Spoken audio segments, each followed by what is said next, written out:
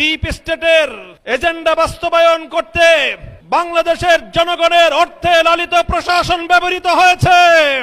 CC আপনাকে বলতে চাই, আপনার পূর্ববর্তী সিসির পরিণাম থেকে আপনি শিক্ষা গ্রহণ করুন।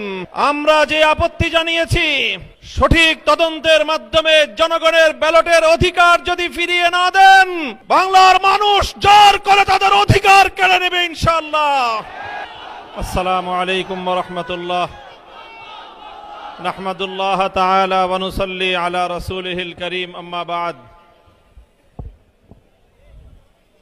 বিতর্কিত একটি নির্বাচনের পরবর্তী আজকের এই 11 দলীয় প্রতিবাদ সমাবেশে উপস্থিত সংগ্রামী সভাপতি, সংগ্রামী সমাবেশ, আমরা আশা করেছিলাম বহু রক্ত, জীবন, অনেক অশ্রু আর ঘামের বিনিময়ে অর্জিত জুলাই বিপ্লব পরবর্তী বাংলাদেশের মানুষ তাদের ব্যালটের অধিকার ফিরে পাবে। কিন্তু দুর্ভাগ্যজনকভাবে 12ই ফেব্রুয়ারি মানুষের ব্যালটের অধিকারের সাথে নির্মম তামাশা করা হয়েছে।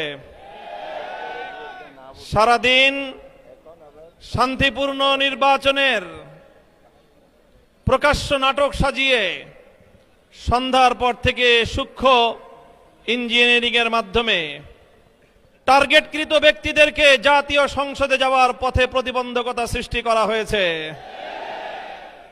ডিপ স্টেটের এজেন্ডা বাস্তবায়ন করতে বাংলাদেশের জনগণের অর্থে লালিত প্রশাসন ব্যবহৃত হয়েছে।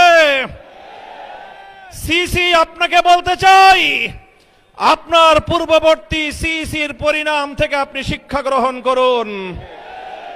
আমরা যে আপত্তি জানিয়েছি, সঠিক তদন্তের মাধ্যমে জনগণের ব্যালটের অধিকার যদি ফিরিয়ে না দেন, বাংলার মানুষ জোর করে তাদের অধিকার কেড়ে নেবে ইনশাআল্লাহ। আপনাদের এই প্রহসনের প্রতিবাদ করার পর গোটা বাংলাদেশ জুড়ে আমাদের 11 দলীয় নির্বাচনী ঐক্যের নেতা কর্মী সমর্থকদের উপর যেই পৈশাচিকতা চালানো হচ্ছে, আমাদের বোনদেরকে ধর্ষণ করা হয়েছে, আমাদের মা বোনদের শ্লীলতাহানি শুধু নয়, তাদেরকে শারীরিকভাবে লাঞ্ছিত করা হয়েছে, আমাদের বাড়ি ঘরে অগ্নিসংযোগ করে বাংলাদেশে আবার নতুন করে ফ্যাসিবাদ ফিরিয়ে আনবার পায়তারা চালানো হচ্ছে। মনে রাখবেন, রক্ত দিয়ে যে